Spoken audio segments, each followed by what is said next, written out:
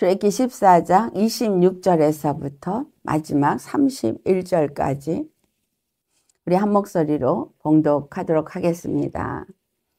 여호와께서 모세에게 이르시되 내 손을 바다 위로 내밀어 물이 애굽 사람들과 그들의 병거들과 마병들 위에 다시 흐르게 하라 하시니 모세가 곧 손을 바다 위로 내밀매 새벽이 되어 바다에 힘이 회복된지라 애굽 사람들이 물을 거슬러 도망하니 여호와께서 애굽 사람들을 바다 가운데 엎으시니 물이 다시 흘러 병거들과 기병들을 덮되 그들의 뒤를 따라 바다에 들어간 바로의 군사들을 다 덮으니 하나도 남지 아니하였더라. 그러나 이스라엘 자손은 바다 가운데를 육지로 행하였고 물이 좌우에 벽이 되었더라. 그날에 여호와께서 이같이 이스라엘을 애굽 사람의 손에 구원하심에 이스라엘이 바닷가에서 애굽 사람들이 죽어 있는 것을 보았더라. 이스라엘이 여호와께서 애굽 사람들에게 행하신 그 큰 능력을 보았으므로 백성이 여호와를 경외하며 여호와와 그의 종 모세를 믿었더라. 아멘. 네, 오늘 말씀의 제목은 여호와께서 보여주신 구원의 능력이라는 제목으로 말씀을 나누도록 하겠습니다. 오늘 이 마지막 절 31절을 보니 이스라엘이 여호와께서 애굽 사람들에게 행하신 그 큰 능력을 보았으므로 그 백성들이 여호와를 경외했다고 말하고 있습니다. 그리고 또한 여호와와 그의 종 모세를 믿었더라. 예, 큰 능력을 보았으므로 라고 말한 이것을 가지고 우리 자신을 또 살펴보면서 이들과 또 나는 오늘날에 믿는 우리는 어떠한가를 생각해 보기를 원합니다. 여러분, 여호와께서 행하신 능력은 지금 우리들이 본 이 홍해에서의 일 뿐이 아니었습니다. 그렇죠? 예, 이스라엘 자손들 앞에서 여호와는 그 하나님의 구원의 능력을 이미 보여주었죠. 10가지 재앙을 통해서 보여주었어요. 또한 오늘 이 본문에서도 나타냈던 것처럼 바다를 가르는 여호와의 능력을 보여주었습니다. 여러분, 우리가 예수 그리스도를 믿으면서 여러 가지 많은 이적을 행하신 사건들을 또한 간증들을 들어서 알고 계실 겁니다. 그런데 여러분은 어떠셨어요? 그 간증을 들을 때? 그 간증이 나에게 와 닿던가요? 그것이 내 것이고, 와, 여호와는 정말 구원의 능력이시고 정말 여호와는 나의 구원이시다. 예수님은 나의 구원이다. 그러면서 정말 그것 때문에 여러분이 가슴이 떨리고 자신감이 생기고 예수님을 열심히 믿었습니까? 아니죠. 우리는 많은 이적을 보고 또 듣고 그래도 항상 그것은 무슨 사건이에요? 네, 먼 나라 불구경하는 것 같은 사건이에요. 실질적으로 다른 사람의 구원을 보고서 저 여호와, 그 구원의 예수님은 나의 구원이시다라고 믿지 않습니다. 자, 애굽에게 그 많은 재앙을 행했을 때 그들은 그냥 그들이 여호와의 심판을 받고 우린 여호와의 그 은총을 입었다라고 생각하기보다 그러한가? 우리에게 이러한 것이 정말 구별된 하나님의 은혜와 하나님의 사랑이라고 생각이 되었었는가라는 거예요. 오늘 이 본문의 31절에 그 하나님이 그 애굽 사람들 자기네들 그 발 앞에서 바다에 빠져 죽는 것을 보니까 그때야 여호와를 경외했다. 그때야 여호와와 그 모세를 믿었더라 라고 말하고 있어요. 그러니까 그 전에는 10가지 재앙을 그들이 경험하고서도 여호와를 경외하지 않았고 여호와를 믿지 않았고 모세를 믿지 않았어요. 그러니까 바닷가 앞에 진을 쳤을 때 그 진을 친 건 여호와께서 그곳에 진을 치라고 한 것인데 애굽의 군대가 따라오니까 금방 뭐예요? 우리를 그냥 두었으면 좋았을 것을 여기다가 끌어다 광야에서 죽게 하느냐, 우리가 애굽에서 노예 생활을 하는 것이 차라리 낫다 하지 않았느냐. 우리에게 어떤 어려움과 힘든 상황만 있으면 우리는 바로 우리한테서 나오는 증세가 뭐예요? 도대체 하나님은 왜 이를 나한테 허락하시나? 이 문제가 문제로 보여지고 정말 감사하고 그것을 능히 기뻐함으로 감당하지 않는 이유는 단 하나입니다. 그것은 바로 여호와를 믿지 않기 때문인 거예요. 예수님을 믿지 않기 때문입니다. 믿지 않기 때문에 두렵고, 믿지 않기 때문에 염려 걱정하고, 믿지 않기 때문에 불평불만하고, 믿지 않으니까 항상 내가 나옵니다. 내 감정, 내 생각, 내 판단, 내 방법, 내 의가 나옵니다. 그래서 입으로 하나님 앞에 범죄를 합니다. 참 우리 여호와에 대해서 우리 이스라엘의 이 행한 것을 보면서도 너무 사랑이 많으시고 오래 참으시고 참으로 긍휼이 풍성하고 자비가 풍성하신 사랑의 하나님인 것을 너무너무 느낍니다. 여러분 그거 느끼십니까? 이러한 사람들을 보면서 느끼는 게 아니라 나라는 사람을 볼 때에 나 자신을 볼 때 어찌 이리 사랑이신지요 라는 고백을 하지 않을 수가 없다는 거예요. 정말 이 바다를 가르는 조금 전까지만 해도 어땠어요? 애국 군대가 와서 이제 우리가 죽게 되었구나 했을 때 하나님은 그들 앞에서 확실하게 그들의 구원의 여호와인 것을 보여주셨습니다. 그래서 바다를 가르는 능력을 이들은 초점이 맞춰서 그 능력을 보면서 거기서 와, 여호와가 정말 우리의 구원이시네, 모세가 정말 여호와의 보내심을 받고 우리에게 왔네 라고 생각했다는 것을 여러분 생각하고 우리를 생각해 보아야 할 부분이에요.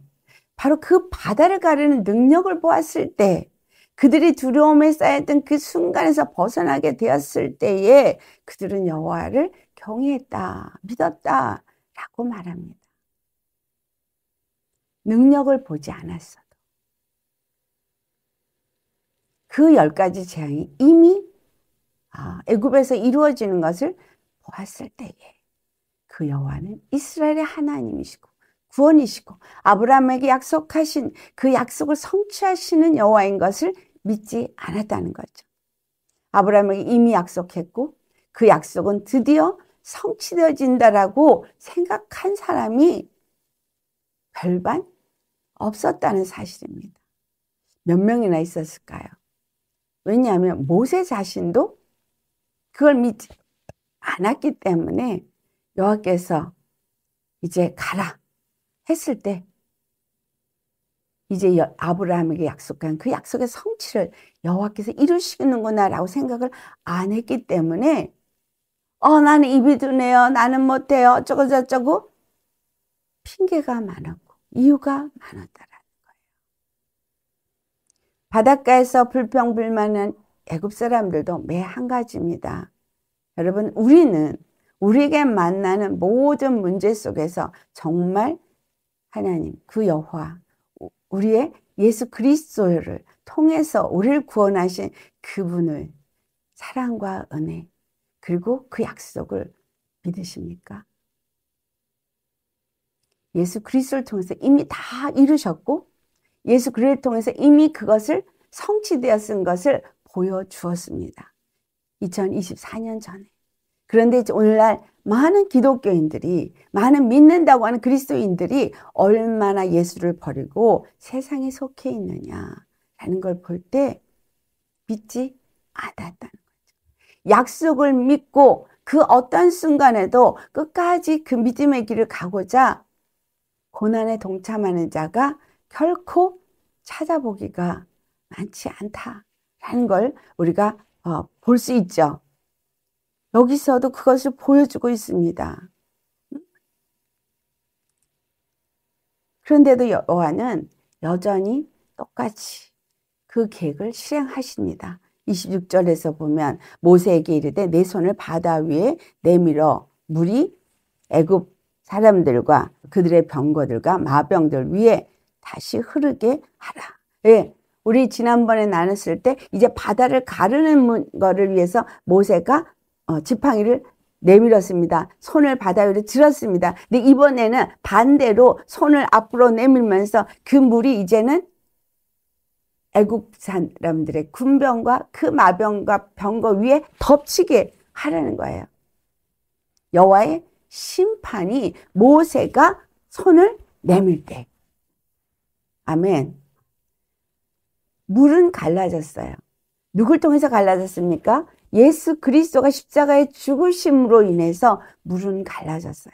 우리에게 구원의 길, 생명의 길은 열렸습니다. 이제 그렇다면 내가 나아가는 길에 악한 것들이 나를 공격하고 나를 죽이려고 덤벼들 때 우리가 할 것은 무엇이냐 하면 모세가 그 모든 것에 손을 들었던 것처럼 예수의 이름으로 선포하는 거죠. 예수의 이름으로 선포할 때에 그 모든 일은 여호와께서 행하시더라 라는 거예요. 여기서 보여주시는 건 모세가 선포했을 때 여호와께서 일하시더라는 거죠. 그렇죠? 그래서 27절로부터 28절을 보니 바다 위에 손을 내미니까 그때가 언제라고 해서 새벽이 되어서 여기서 첫 번째는 바다의 힘이 회복되었다. 두 번째는 여호와께서 애굽 사람들을 바다 가운데 엎으셨다. 세 번째는 바다에 들어간 애굽의 군대는 하나도 남지 아니하고 진멸되었다라는 것을 말해주고 있습니다. 그렇죠? 자, 그러면 새벽이 되어서 바다의 힘이 회복되었다 할 때 여기서 바다는 하나님이 애굽의 군병과 바로 왕을 심판하기 위해서 사용되는 그냥 물이에요. 그런데 이 바다가 이스라엘을 하나님의 구원으로 가는 그 길을 막는 것이기도 했습니다. 그래서 우리 성경을 보면 바다라는 것은 세상의 권세, 세상의 이론, 세상의 어떤 사상들, 어떤 가르침, 교훈, 여러 가지가 될 수 있습니다. 결국은 세상의 것들인 거예요. 근데 우리가 예수님을 열어놓으신 생명길로 나아가도록 하는 것을 방해한 것은 세상의 것들인 거예요. 예수를 믿지 못하도록. 근데 예수님이 십자가로 그 길을 여셨어요. 그러면 우리 눈에 무엇이 보이느냐? 세상에 널려있는 권세와 모든 것들이 늘 내 앞에 험산줄령처럼 또는 깊은 계곡처럼 우리 앞에 펼쳐져 있습니다. 그런데 예수님이 열어놓으신 길, 새롭고 산 길은 누구에게만 보이는 길이에요? 믿음의 사람들에만 보이는 길이에요. 세상 사람들에게는 보이지 않아요. 그러니까 세상 사람들은 똑같이 홍해가 그들의 앞을 가린 것처럼 그들 앞에는 험산줄령과 깊은 계곡과 이 세상의 모든 어려운 문제들이 세상의 권세들이 다 가로막혀 있습니다. 그 길을 여신 분은 예수님이고 예수님이 십자가에서 죽으심으로 우리에게 죄와 사망의 권세 아래에서 도무지 나갈 수 없는 그 담을, 벽을 헐어버리신 거예요. 근데 그 벽을 담을 헐고 길을 내신 그 길이 십자가 길인데 이 십자가 길을 볼 수 있는 사람, 알 수 있는 사람은 오직 예수 그리스도의 십자가에서 죽으신 것을 믿는 사람뿐인 거예요. 믿지 않은 사람은 그게 보이지 않아요. 모세가 아무리 손을 내밀어서 그 바다를 열었다 쳐요. 예수님 십자가에 죽으시고 길을 만드셨다고 쳐요. 그런데 만약에 이스라엘 자손들이 모세의 말을 듣지 않았다면, 모세와 하나로 연합되지 않았다면 그들은 그 바다 안으로 들어가지 않았을 것입니다. 여러분, 믿음 생활은 뭔가가 편안하게 다 된 상태에서 그저 우리에게 떨어지는 것이 아니라 믿음은 세상으로 나아가는 거예요. 세상으로 나아가되 세상 가운데서 열어놓으신 예수님을 믿고 발을 내딛는 거예요. 요단강을 가른 제사장들, 그 언약궤를 맨 제사장들은 요단강이 범람할 때 하나님 그 여호와의 말씀에 의거해서 발을 그냥 내딛었어요. 그 범람하는 물에 딛었을 때 물이 갈라졌어요. 오늘날 믿음의 사람들은 자기네들이 만인 제사장, 왕같은 제사장이라는 소리는 너무 좋아하지만 정말 그 범람하는 물 위에 발을 내딛는 것은 하려고 하지 않아요. 누가 만인 제사장이 될 수 있어요? 예수 그리스도와 연합된 사람만이 만인 제사장이 될 수 있어요. 왕이고 제사장이 될 수 있습니다. 그런 사람은 언약궤를 맨 사람이에요. 주의 말씀을 그 언약궤를 어깨에 맨 것처럼 이 어깨가 정사, 다스리는 통치거든요. 그러니까 주의 말씀이 나를 다스리는 정사여야 돼요. 이사야 선지자를 통해서 여호와의 영을 뭐라고 표현했어요? 정사라고 표현했잖아요. 그렇죠? 여호와의 영. 그 영이 나를 다스리고 통치하면, 우리는 그렇게 다스림을 받는 사람은 주의 말씀을 받았을 때 그 길이 보이지 아니하도 그 길을 발을 내딛고 갈 수 있는 사람이어야 되는 거예요. 자, 이 십자가의 길은 감춰진 길이에요. 세상에서 완전히 오픈되게 예수님 십자가에 죽으셨어요. 그러나 그 십자가에 죽으신 예수님을 보았을 때 많은 사람들은 그 십자가를 어떻게 봤어요? 죄인이 죽은 장소, 비참한 장소, 보잘것없는 장소, 그렇게 보았어요. 그걸 사도 바울이 고린도전서 1장 18절에 뭐라고 말해요? 세상에 믿지 아니하는 자들에게는 그 십자가 미련한 것이라고 표현했어요. 그러나 예수님 안에서 믿는 자들에게는 그것이 하나님의 능력이라고 그랬어요. 여러분 눈에는 여러분이 사는 이 세상 속에 어디를 가든지 그 십자가의 길이 열려 있다고 보십니까?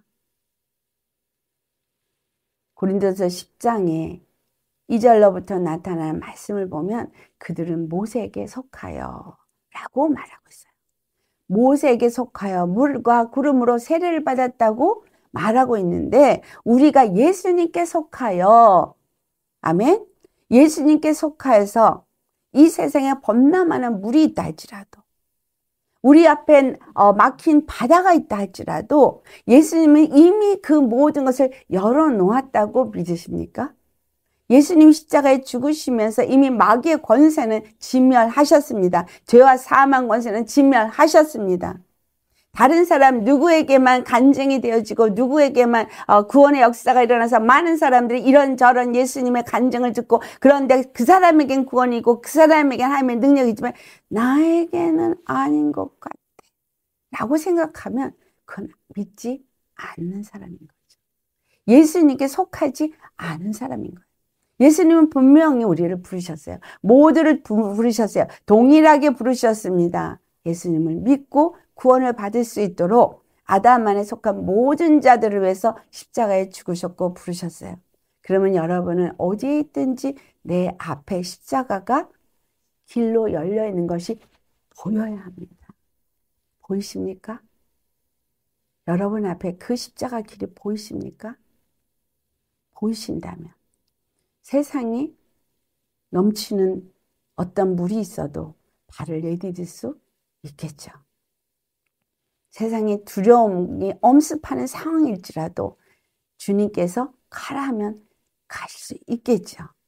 정말 그 길이 너무 협잡하고 좁고 위험한 길일지라도 가라 하면 가실 수 있겠죠. 왜냐하면 그 길은 이미 열어놓으신 새롭고 산 길이기 때문이에요. 자, 바다는 이스라엘을 막는 길이었지만 예수님이 여셨어요. 근데 그 바다는 또한 뭐예요? 새벽에 동이 칠 때, 즉 주님이 오시기 직전에 그 바다는 심판의 도구로 쓰인다는 거예요. 그들이 세상에서 권세를 누리고 세상에서 많은 것을 가지고 믿음의 사람들을 괴롭히는 일에 그 권세를 사용했다 할지라도 하나님은 바로 그들이 누렸던 그 권세에 심판의 도구로 사용한다는 거예요. 그래서 붉은빛 짐승을 탄 음녀가 나중에 누구에 의해서 죽어요? 네, 짐승에 의해서 완전히 무너지게 되는 것을 계시록에 가면 기록되어져 있습니다. 여러분, 마귀에게 순종하고 쓰임받던 사람들은 쓰임받다가 쓸모가 없으면 버립니다. 여기 애굽 사람들이 이스라엘 통해서 우리에게 다 말해주세요. 아수를 통해서 이스라엘 무너뜨렸어요. 바벨론을 통해서 이스라엘 유다 지파를 무너뜨렸어요. 그렇죠? 그런데 자, 아수르와 바벨론이 누구에 의해서 무너져요? 세상, 메대와 파사에 의해서. 그럼 다 이것들이 다 뭐예요? 세상 권세 똑같죠? 그렇죠? 바다가 예수 그리스도 안에서는 열리지만 그 바다가 다시 예수 그리스도 안에서 하나님의 능력으로 인해서 그것들을 덮어버리고 그들을 진멸하는 일에 쓰임받는다는 거예요. 바다의 힘이 회복되었다라고 말해요. 여호와께서 그 세상 권세를 가지고 그들을 심판할 때는 그들의 힘이 회복이 되어져서 메대와 바사가 원래 힘이 없었어요. 바벨론이 다 지배했어요. 아수르가 지배하는 세상이었는데 아수르가 바벨론에서 무너졌어요. 바벨론은 메대 파사에서 무너졌어요. 메대 파사는 헬라에서 무너졌어요. 헬라는 로마에서 무너졌어요.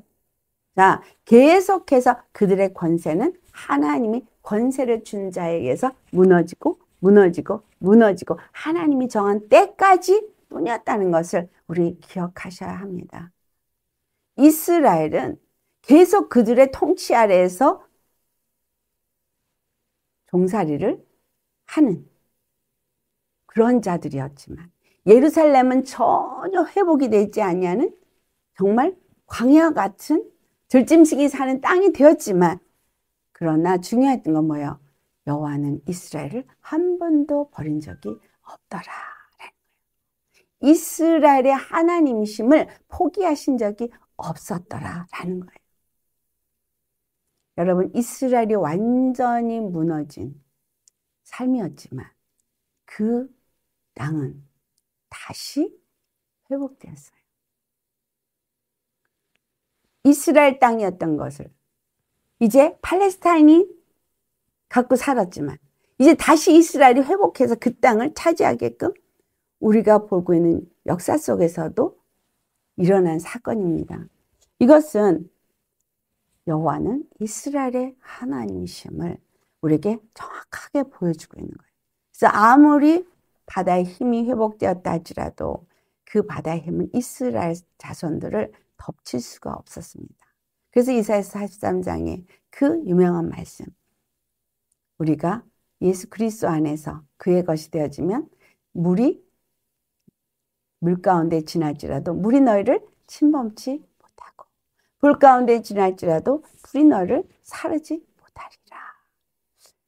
중요한 것이 뭐예요?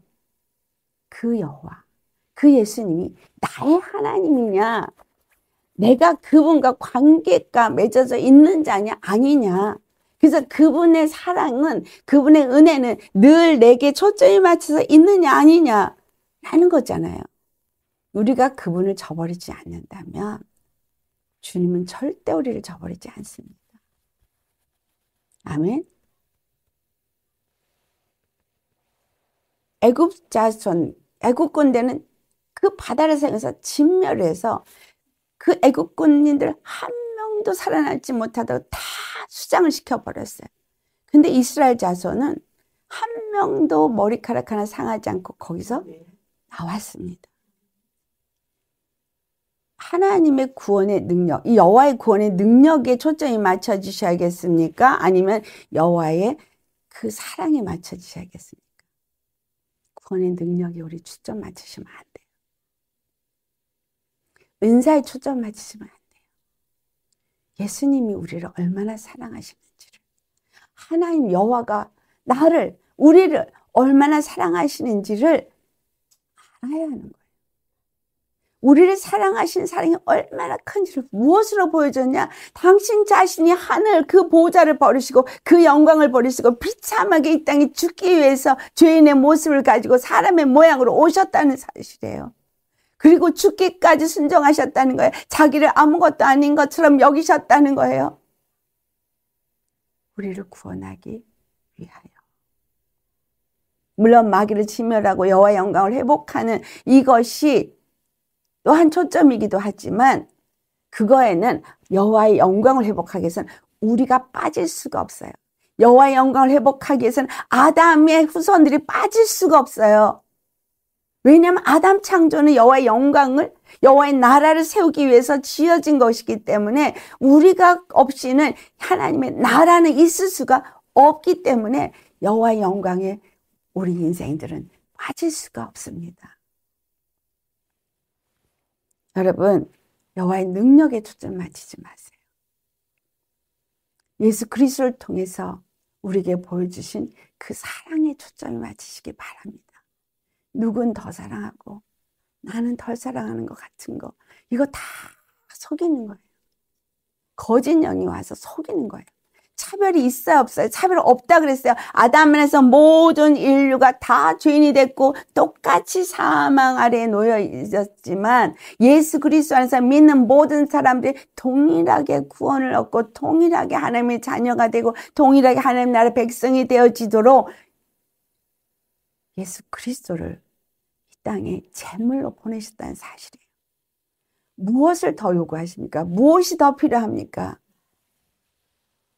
예수의 피 외에는 내가 구원받을 수 있는 길이 없어서 그 방법을 취하신 그 여호와 하나님의 사랑 앞에서 무엇과 비교할 수가 있겠습니까? 도대체 왜 이 나라가 이렇게 무너지고 교회가 이렇게 무너졌습니까? 왜 그리스도인들이 이 마귀 자식들에게 이렇게 고통을 당해야 합니까? 믿지 않기 때문에. 너무너무 죄송해요. 너무너무 죄송해요. 그 예수님이 십자가의 그 죽으심을 이렇게 가치없이 만들고 있는 교회, 정말 쓸어버리고 필요 없다고 다 불살라 버려도 시원치 않은데 예수님은 그래도 계속해서 구원하고 싶으시니까 회개해라, 회개해라. 중보기도자들에게 회개해라, 회개를 외쳐라. 그 주님의 사랑 앞에 너무 죄송하고 너무 목이 메이고 정말 할 말이 없어요. 그런데 회개보단 어떻게 여기서 내가 구원받을까? 어떻게 이 어려움에서부터 이 어려움이 나에게 벗어나고 난 이 어려움을 안 겪고 싶어. 어떤 능력을 구한다는 사실이에요. 너무 죄송해서. 너무 죄송해서 심판을 내리시더라도 할 말이 없습니다. 저 그렇게 기도했어요. 너무 죄송하니까.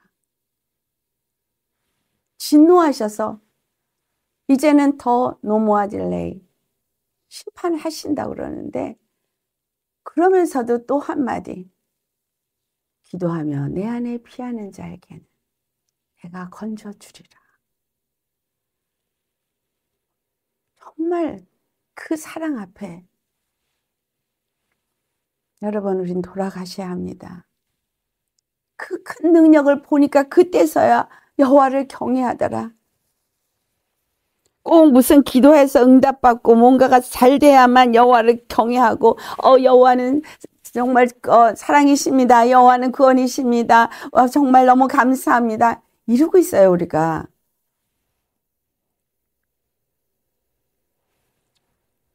이스라엘 자손들은 표적을 보기를 원했어요. 그래서 마태복음 12장 38절에 서기관과 바리새인들 중에 몇 사람이 예수님 앞에 왔어요. 선생이요, 우리에게 표적을 보여주시기를 원하나이다. 왜 이들은 표적을 구했나요? 그들은 표적을 행하여야만 하나님의 사람이라고 생각했기 때문이죠. 그래서 당신 표적 보여봐. 정말 하나님의 사람이면 표적을 보여봐. 아니 그 병든 자를 고치고 응? 귀신 들린 자를 귀신을 쫓아주고 많은 표적을 보였는데 그 표적은 이들이 원한 표적이 아니에요. 무슨 표적? 지금 이 로마의 집권 아래서 우리를 건져내봐. 이거죠. 지금 쫓아온 애국 군사들에게서부터 우리를 건져봐. 똑같은 얘기죠. 네. 우리가 예수님 앞에 무엇을 구합니까? 내가 지금 받고 있는 이 고통에서 나를 건져봐. 나 이 고통 더 이상 받지 않게 해줘. 더 이상 나 이런 어려움 받지 않게 해줘. 똑같은 거죠. 근데 예수님께서는 뭐라고 대답하셨어요? 바로 마태복음 12장 39절에 예수께서 대답하여 이르시되 악하고 음란한 세대가 표적을 구하나 선지자 요나의 표적밖에는 볼 표적이 없느니라. 예수님 십자가에 죽으시고 사흘 만에 다시 살아나셔서 복음의 진리가 되어지는 것 외에는 다른 표적을 보여줄 것이 없다. 십자가의 도 외에는 보여줄 게 없대요. 복음 외에는 예수가 그리스도라는 것을 보여주는 그 십자가의 사건 외에는 보여줄 것이 없다고 합니다. 그런데 우리는 예수님이 십자가에 죽으시고 부활하신 그 사건만으로 만족하느냐 그거죠. 자, 우리 사도 바울이 뭐라고 말했는지 고린도전서를 보겠어요. 고린도전서 1장 22절에서부터 24절까지 유대인은 표적을 구하고 헬라인은 지혜를 찾으나 우리는 십자가에 못 박힌 그리스도를 전하니 유대인에게는 꺼리끼는 것이요 이방인에게는 미련한 것이로되 오직 부르심을 받은 자들에게는 유대인이나 헬라인이나 그리스도는 하나님의 능력이요 하나님의 지혜니라. 아멘. 또 고린도전서 1장 18절에 십자가의 도가 멸망하는 자들에게는 미련한 것이요 구원을 받는 우리에게는 하나님의 능력이라. 네, 유대인은 표적을 구하고 헬라인은 지혜를 구해요. 헬라 사람들, 그리스 사람들은 그 지혜를 해서 소크라테스 그때 당시에 철학이 굉장히 유명하게 붐을 일으켰지요. 그래서 그들은 왜 사람들이 병에 걸리나? 왜 죽나? 어떤 인간의 지혜를 찾으러 갔어요. 그래서 거기서 나온 게 영지주의, 이성주의, 계몽주의, 많은 사상들이 나왔습니다. 그런데 기독교가 그걸 다 영입했다는 사실이에요. 기독교는 전혀 그것과는 같이 섞어서 갈 수가 없어요. 이거는 하나님이 주신 하늘의 지혜와 하늘의 능력과 예수 그리스도 십자가를 통해서 주신 그 복음으로밖에는 영으로밖에는 해결이 되지 않거든요. 이건 사람의 눈으로 아무리 보고자 해도 그 길이 보이질 않는 일이거든요. 성령으로만 그 길이 보인단 말이에요. 여러분 그 길이 지금 여러분 앞에 완전히 열려 있는 게 보이십니까? 세상이 어떠한 상황일지라도 그 길이 내 앞에 열려 있는 게 보이신다면 여러분은 십자가 복음을 받은 사람이에요. 그래서 표적을 구하는 유대인은 그 십자가를 꺼리는 거예요. 왜냐하면 그들이 십자가에 예수를 못 박았으니까. 또 헬라인들은 미련한 거예요. 하지만 바울은 나는 이 그리스도만을 전한다. 그리스도는 하나님의 능력이기 때문에. 자, 예수 그리스도가 십자가에서 죽으시고 부활하셨기 때문에 그리스도가 된 거죠. 그게 하나님의 능력인 거예요. 하나님의 또한 지혜다.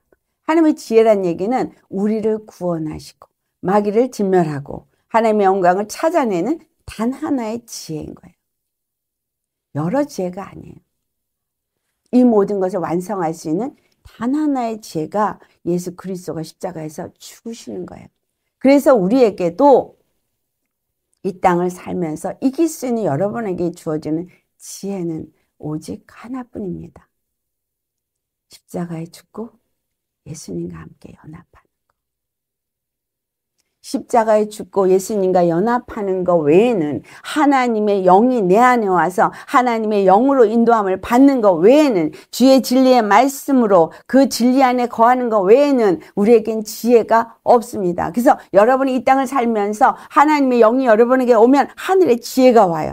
왜냐하면 죽으시고 부활하셔서 하늘에 오르시고 성령을 보내주셨는데, 성령을 보내주신 이유는 우리를 진리 가운데 인도하기 위해서, 예수 그리스도를 믿게 하기 위해서, 예수 그리스도의 십자가의 도를 믿게 하기 위해서, 그걸 믿어야 지혜가 오고 그걸 믿어야 그것이 능력이고 그것을 믿어야 구원이 있기 때문에 성령이 오신 거예요. 그래서 성령은 기름 부음으로 우리에게 모든 것을 가르치고 모든 것을 생각나게 하면서 우리를 진리 가운데로 인도한다는 거예요. 그러니 교회가 성령의 도우심을 받지 않고는 아무것도 할 수가 없는 거예요. 저나 여러분은 성령님의 도우심 없이는 아무것도 할 수가 없고 할 수도 없고 해서도 안 됩니다. 그래서 교회는 여호와의 어떤 능력을 보고 그를 경외하고 믿는가? 여기서 나는 이 들어가겠죠.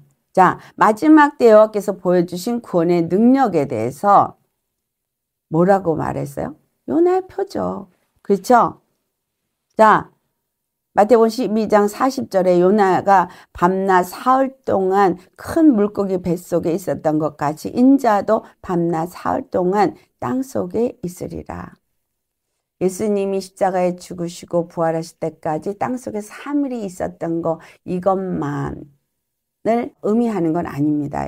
이 말씀을 가지고 우리한테 접목을 시켰다면 예수님이 이 땅에 오셨다가 부활하실 때까지 이 땅은 그분에게는 암흑이었어요. 그러나 그 암흑 속에서 복음을 전하는 일을 하시고 그리고 하늘 아버지 집으로 돌아가셨어요. 그랬죠?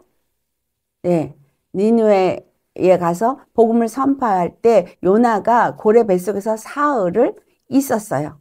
보내심을 받은 요나는 고래 뱃속에서 사흘을 있었고 토해냈을 때 니느웨에 복음을 전하고 그들의 심판에서부터 그들을 건졌거든요. 예수 그리스도가 이 땅에 있는 공생의 3년 동안에 외치신 것은 3일과 연관이 됩니다. 3년 동안 공생의 생활을 하면서 하늘나라에 복음을 전했고 그리고 하늘에 올라가서 이제 우리에게 성령을 보내주셨다면 예수님이 우리에게 교회를 시작하시고 다시 오셔서 이 교회가 하늘로 들림받는 이 세월이 또한 3에 해당이 되겠죠. 그래서 우리의 이 여정은 3일 길입니다. 이스라엘이 3일 길 여정을 가는 그것을 뺑뺑이를 돌게 된 이유를 여러분 잘 아시죠? 우리의 여정이 3일 길이에요. 그래서 마지막 때 사람들이 정말 추구하는 하나님의 능력, 그 구원의 능력을 우리 여기서 찾아볼 수가 있는데 사람들이 왜 이 능력을 추구하냐는 거예요. 능력을. 마태복음 24장 11절에 예수님께서 뭐라 그랬죠? 거짓 선지자가 많이 일어나서 많은 사람들 미혹하겠다고 했어요. 근데 이 거짓 선지자가 많이 일어나서 어떻게 미혹을 한다고 그랬어요? 24절 보면 마태복음 24장 24절 거짓 그리스도들과 거짓 선지자들이 일어나 큰 표적과 기사를 보여 할 수만 있으면 택하신 자들도 미혹하리라. 여러분 지금 우리는 어떤 이적과 표적을 행하면 하나님 사람이라고 생각해요. 그런데 예수님은 이적과 표적에 초점을 맞추게 하지 않았어요. 요나의 표적에 초점을 맞추게 했어요. 거짓 선지자들이나 거짓 그리스도인들은 어디에 초점을 맞추게 해요?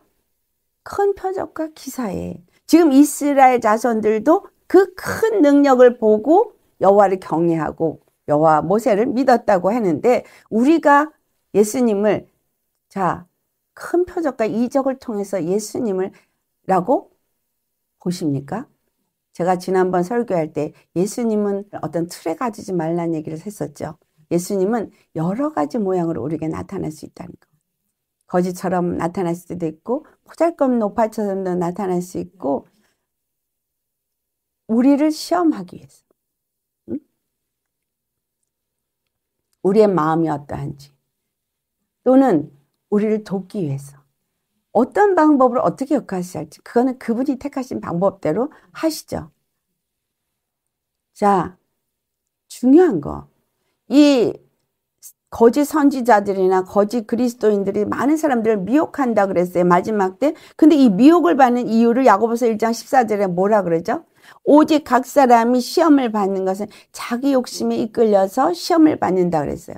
그러니까 자기 욕심에 이끌려서 시험을 받으니 그 시험을 받아서 욕심이 잉태한 즉 죄를 낳고 죄가 장성해서 사망을 낳는다는 것처럼 마귀에게 이끌려가서 미혹을 받아 결국은 죽음에 이르게 된다는 겁니다.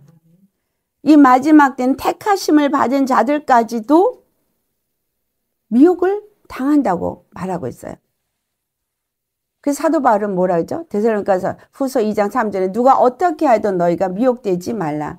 지금 이 땅에 오늘날 정말 그 하늘의 여신이 미혹의 영을 강하게 전 세계 역사한다고 그랬는데, 지금 이 세계 속에서 어떤 게 강한 미혹으로 여러분 주위에 있습니까? 거짓말. 예, 거짓말로 지금 이 나라에도 거짓말로 회유하고 있죠.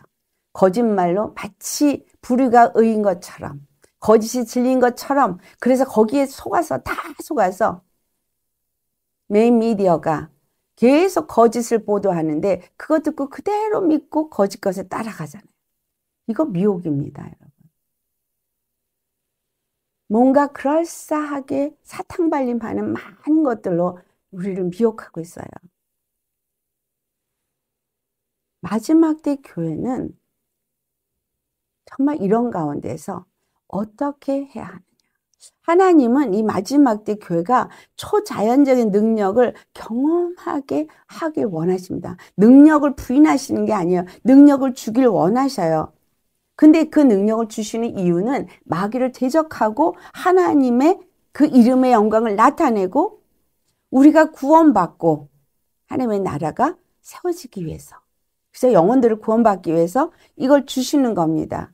이 홍해 앞에서 중요한 것은 모세에게 속하여, 모세의 말에 청종하여 이 홍해에 자기를 던졌어야 하는 거죠. 그렇죠? 홍해에 그 마른 땅을 걸어가야 돼요. 만약에 발을 내딜 때 두려움이 있다면 물이 양쪽으로 섰다 할지라도 이 물이 넘실넘실하고 있는 걸 걸어가면서 보잖아요. 응? 그런데 이 물이 나한테 덮칠 거란 두려움이 있으면 어떻게 걸어가요? 못 가죠. 우리가 지금 이거를 걸어갈 때 어떻게 걸어가야 하느냐. 모세는 이 홍해를 가리기 전에 14절에, 출애굽기 14장 14절에 말했죠. 너희는 가만히 있을지니라 라고 말했잖아요. 야, 여기서 우리가 이 가만히 있다라는 단어를 4가지 의미가 있는 단어로 한번 살펴보면 좋겠습니다. 그래야지 이 가만히 있는다는 것이 오늘날 교회인 우리에게 주시는 의미인데, 가만히 있는다는 게 어떤 의미를 의미하는 것인가를 알 수 있겠어요. 시편 46편 10절에 여러분 잘 아시는 너희는 가만히 있어 내가 하나님됨을 알지어다. 너무 잘 아시죠, 이 말씀? 여기서 가만히 있어라는 단어는 라파예요. 라파. 이 라파라는 단어는 어떤 의미를 주냐면 그냥 물에 잠겨버리다, sink down. 완전히 그냥 푹 잠겨버리는 것처럼 완전히 다 이렇게 딱 떨어뜨리는 것처럼 나 자신을 완전히 맡겨버리는 거. 완전히 맡겨버린 거야. 그러니까 너희는 가만히 있어. 내가 여호와 하나님인 것을, 여기서 하나님은 내가 여호와인 것을 너희가 알지어다.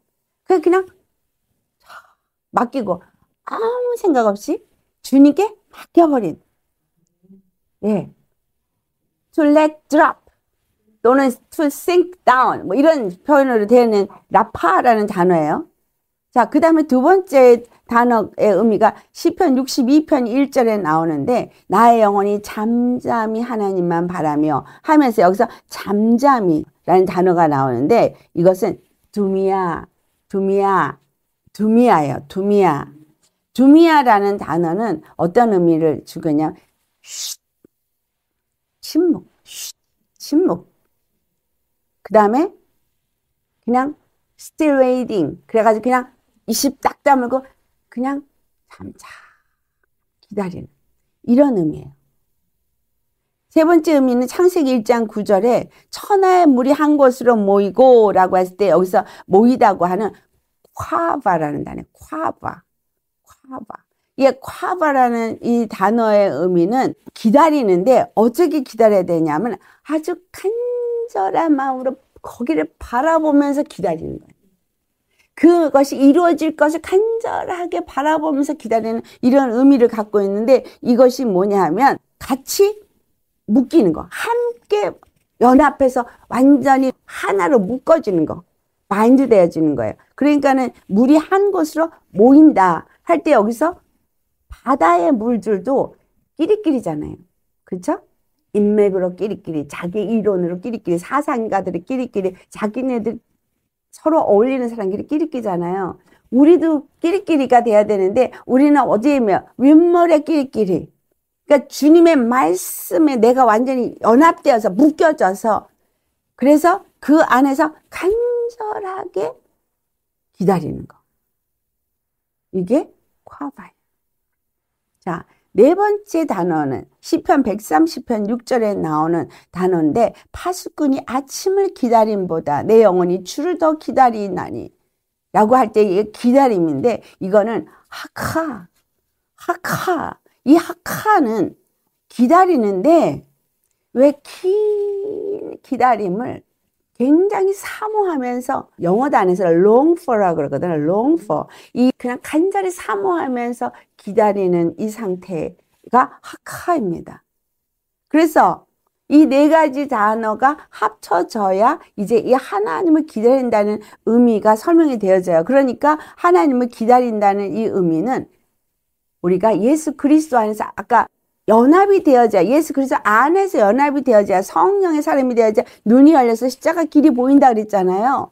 그러니까 하나님의 임재 안에서 침묵, 조용히 고요한 가운데서 주 예수 그리스도와 완전한 연합, 일치를 한 상태로서 그의 사랑의 기대 속에서 그의 사랑을 그러니까 계속 받으면서 그의 사랑의 기대 속에서 간절히 갈망하며 기다리는 거.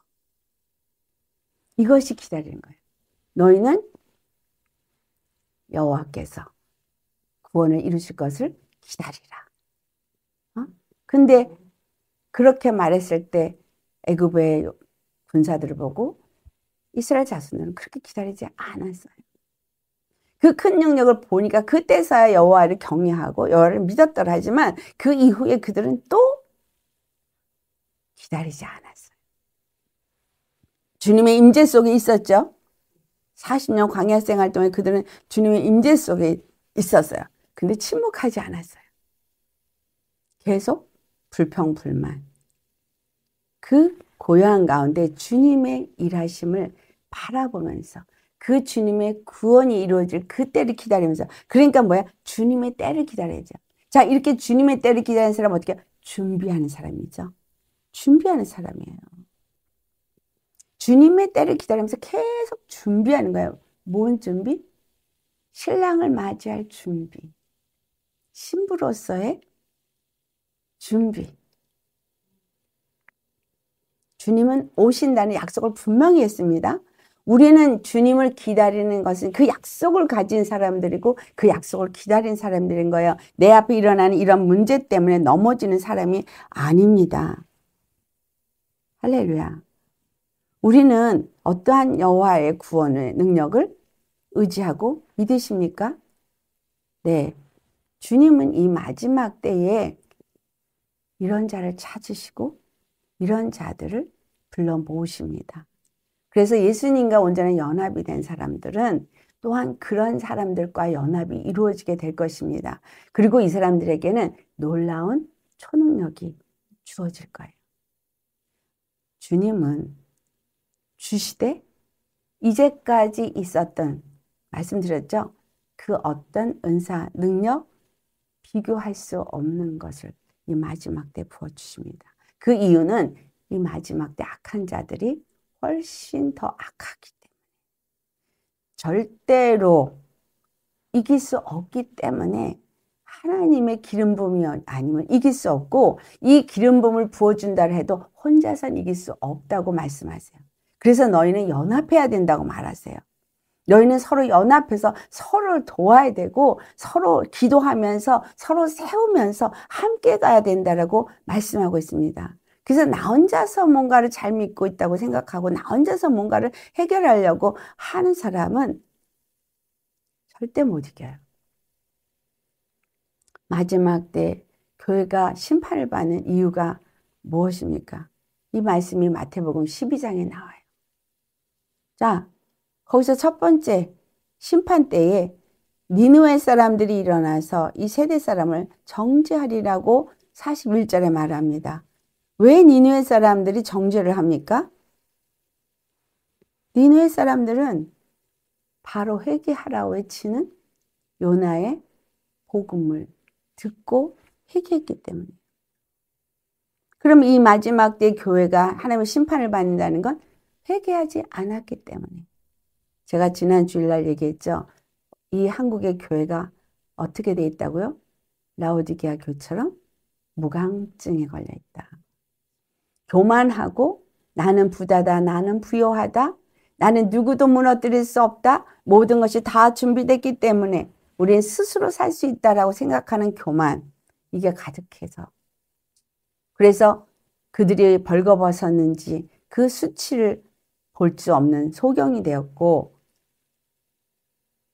그리고 그들이 가련한가 가난한가 공고한 사실을 깨닫지 못하고, 그들이 예수 그리스도로 말미암아 입혀진 옷이 더럽혀지고 조민하고 정말 썩어져 가고 있는 것을 깨닫지 못했는데, 그래서 회개하라고 외쳐도 회개 안 해요. 너무나 조용해요. 그래서 여러분 요새 대형교회 좀 너무 조용하지 않아요? 오히려 작은 교회들이 외치고 있지, 그 돈 많은 대형교회가 좀 일어났으면 얼마나 좋겠어요. 교인들도 많겠다. 일어나면 인원수도 훨씬 많을 텐데 광화문 나가서 외치는 자는 아주 작은 교회 사람들이. 자, 그 다음에 두 번째는 42절에 마태복음 12장 42절, 심판 때는 남방 여왕이 일어나서 이 세대 사람들 정죄하리라고 말합니다. 왜냐하면 그가 솔로몬의 지혜로운 말을 들으려고 땅끝에서 왔음 이거니와 솔로몬보다 더 큰 이가 여기 있느니라. 자, 지금 그 니느웨의 얘기를 할 때도 그 니느웨의 요나보다 더 큰 이가 여기 있으며 라고 했거든요. 그러니까 예수님은 요나보다 더 크신 분이고 예수님을 통해서 복음을 전하는데 그들이 듣지 않고 받아들이지 않았어요. 남방 여왕에게 정말 지혜를 준 솔로몬보다 더 큰 예수님이 그들 곁에 있었지만 예수님을 통해서 주는 그 십자가 복음의 지혜를 들으려고 하지 않았습니다. 지금 이 마지막 때에 하나님께서 이제 심판을 내리시기 전에 회개하라고 외치는데, 하나님의 말씀이, 십자가의 복음이 지혜이고 능력인데 이 십자가의 도를 알려고도 하지 않고 십자가의 복음에 관심도 없고 자기네들이 가진 것이 능력이라고 생각하고 있다는 거예요. 오직 그리스도와 십자가만이 하나님의 지혜고 능력입니다. 그래서 그리스도와 십자가의 도를 듣지 않는 사람은 마지막 때 심판을 받게 되는 거예요. 결국 그들이 심판받게 되는 이유는 자기의 교만 때문인 거죠. 그렇죠? 네. 자, 우리 마가복음 7장 6절에서 8절을 찾아보시겠습니다. 같이 봉독합니다. 이르시되 이사야가 너희 외식하는 자에 대하여 잘 예언하였도다. 기록하였을 때 이 백성이 입술로는 나를 공경하되 마음은 내게서 멀도다. 사람의 계명으로 교훈을 삼아 가르치니 나를 헛되이 경배하는도다 하였느니라. 너희가 하나님의 계명은 버리고 사람의 전통을 지키느니라. 네, 그때 당시에 율법을 지키기 위해서 바로 하나님의 계명을 예수 그리스도께서 오셔서 가르쳤는데 버렸어요. 자, 예수 그리스도의 십계명에 나타나는 것은 마가복음 12장 29절로부터 31절까지 뭘 말했어요? 첫째는 주 너의 여호와 하나님을 사랑하되 내 마음을 다하고 목숨을 다하고 뜻을 다하고 힘을 다해 사랑하라. 사랑이에요. 두 번째, 내 이웃을 내 몸까지 사랑하라. 그 역시 사랑이에요. 그래서 사랑이에요. 하나님의 계명은 사랑이라는 거예요. 서로 사랑하라는 거예요. 예수 그리스도를 사랑해야 돼. 예수 그리스도 안에서 형제를 사랑해서 연합해야 돼요. 근데 이들이 왜 그 사랑을 못해요? 사람의 계명으로 사람의 전통을 지키는 것으로 가르침을 받았기 때문에. 그래서 입으로는 주님을 공경한다고 하지만 그 마음은 전혀 여호와를 사랑하지 않는다는 얘기를 하시잖아요. 이 같은 구절을 마태복음 15장 8절에서 11절에 말하는데 여기서는 뭐라고 말씀을 하시냐면 사람이 더럽혀지는 것은 입으로 들어가는 전통, 그래서 입으로 들어가는 걸 위해서 더러우니까 손을 꼭 닦고 먹어야 된다는 전통을 지켜야 된다고 말하는 그들을 향해서 입으로 들어가는 것 때문에 사람이 더럽혀지는 것이 아니라 우리 바로 입에서 나오는 것 때문에 사람이 더럽혀진다라고 말해요. 여러분, 마음에서 나오는 거. 말이죠.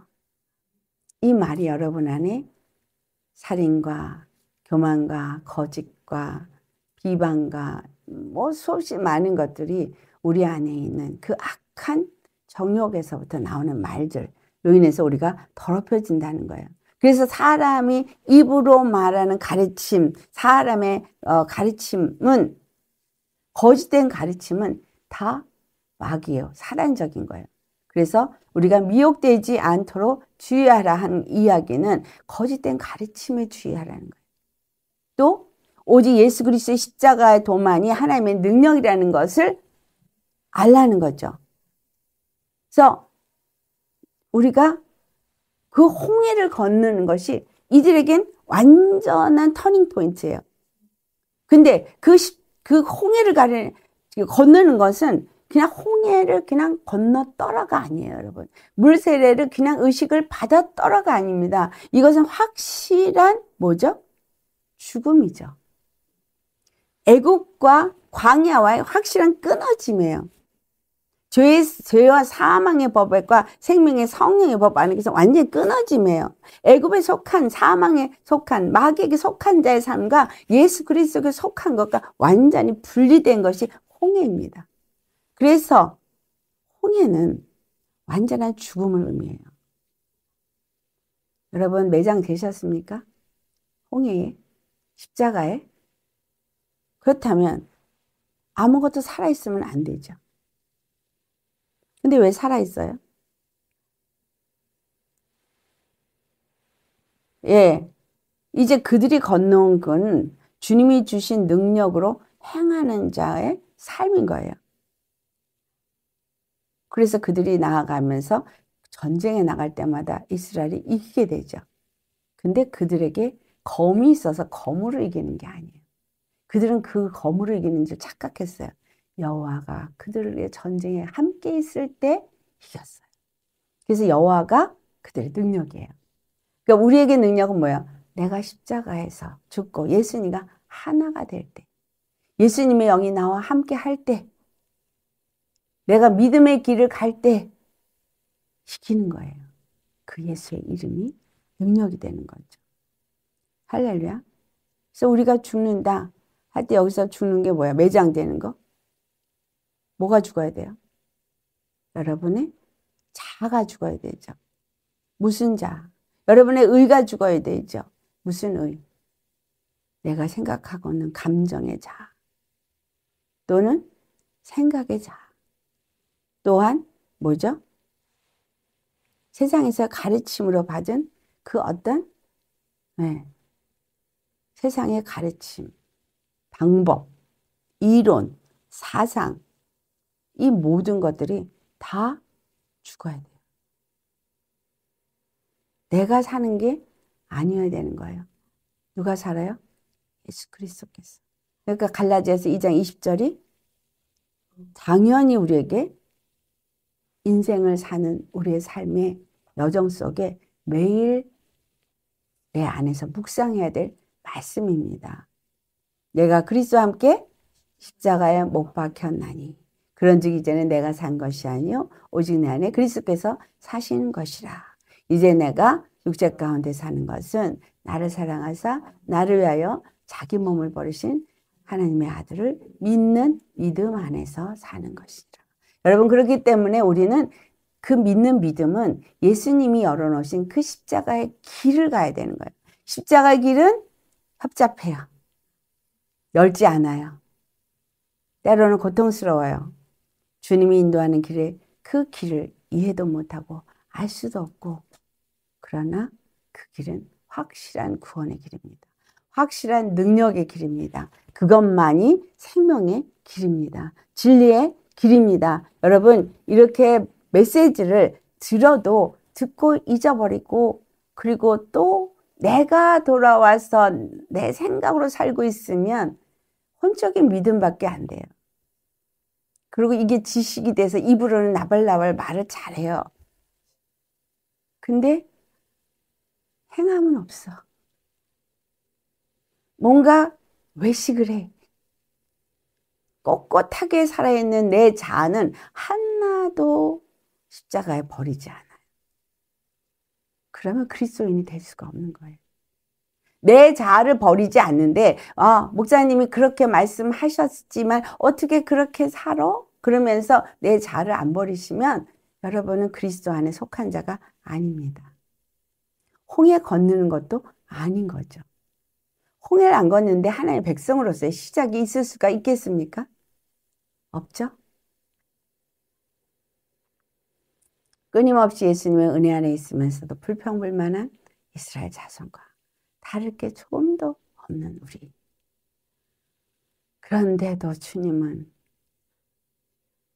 그 불평하는 자를 잘라내면서라도 나머지는 구원하시려고 계속 잘라내면서 갑니다. 진군을 합니다. 끝까지 갑니다. 근데 남은 자만 구원이 되더라는 거예요. 여러분, 정말 이 시대에 여러분 남은 자는 아까 우리 4가지 기다린 단어, 네? 라파, 두미야, 또 뭐죠? 콰바, 정말 주님의 임재 안에서 그분과 연합된 늘 그분 안에 거하는 믿음으로 그 안에서 성령 인도를 따라서 간절한 사모함과 주님과 연합을 이뤄가는 그 친밀함을 계속하는 가운데서 주님의 뜻대로 주님의 때에 주님의 일을 이루시기를 기다리고 찾고 잠잠히 침묵하는 사람.